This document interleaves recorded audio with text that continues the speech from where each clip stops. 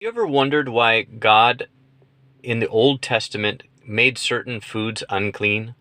In some ways, it kind of seems random, that this animal would be ceremonially unclean and this one would not be unclean. But one of the reasons is because in the Old Testament, the people of God, the people of Israel, didn't yet have the Holy Spirit. They weren't being transformed from within. And since they weren't being transformed, they were easily corrupted.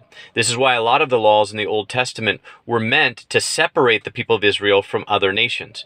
The marriage laws, they had to stay in Israel because they had to worship only at the temple. There were a lot of things that separated them, including the food laws. People that they wouldn't go and fellowship with people of other nations because the food that they would eat would be unclean to them, and so it kept them separate. So it was kind of like a quarantine. It kept them separate from the other nations so that God wouldn't have to judge them too quickly. They wouldn't be corrupted too quickly, so that God had to come and judge them, because God's plan for Israel was that Messiah was going to come through Israel. So he needed to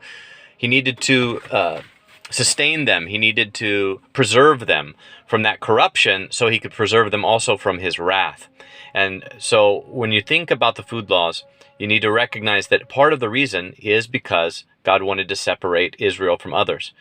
But in the new covenant, now that we have the Spirit of God dwelling within us, and we're commanded to go out and to preach the gospel to all nations. That's why we're not under the food laws, because we don't have to be separated from the nations, because we can live in the world but not of the world.